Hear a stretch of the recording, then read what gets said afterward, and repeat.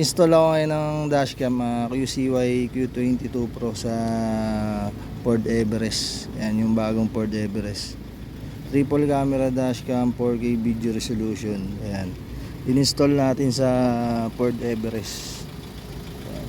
Ito yung dashcam na dinidikit lang sa windshield. Ayan, nakadikit lang siya sa windshield ng sasakyan.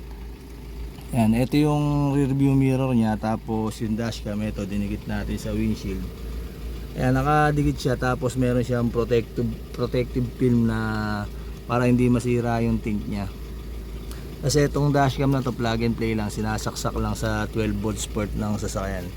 Ayan, sinaksak lang natin yan sa 12 volts port.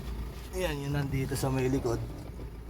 Ayan, dyan ko lang sinaksak yung dashcam. Ayan, plug and play lang, wala kang gagalawin sa wiring. Ayan, tapos yung back camera nya, ayan, dyan ko in-install.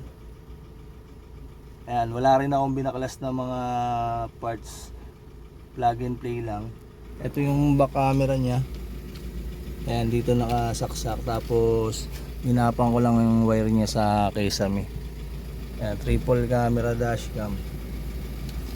Ayan, ito yung sabay-sabay siya nagre-record. Ang masasuggest ko nyo is at least 5 kilowatt. Ayan, tapos ito yung back camera nya. Ito, yung back camera. Dito ko in-install sa likod. Ayan, nakadikit lang rin yan sa windshield sa likod. Ayan, nakadikit lang. Tapos yung camera nya na gagalaw.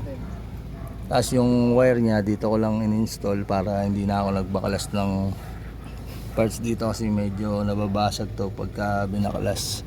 Bago pa yung sasakyan, kaya in-install ko lang ng ganito, easy installation. Hindi ko na rin pinasok dito sa loob ng goma. Ayan, ito safe naman tong pagkakagawa ng install natin, kasi pagka close mo yung door, yung wire niya nasa loob lang ng sasakyan, hindi siya maiipit sa rubber, hindi ka papasukan ng tubig. Ayan, ganyan install yung gawin nyo. Ayan, nakapasok lang yan sa rubber dito.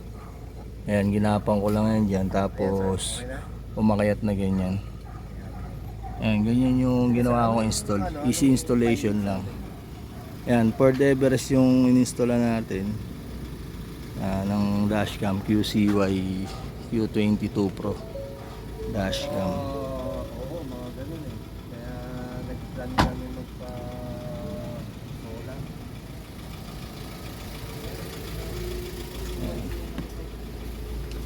Ayan, ito yung dashcam na install natin. QCY Q22 Pro 3 camera dashcam. Magkakate ng bahay. Possible ba na pati yun sa kabila?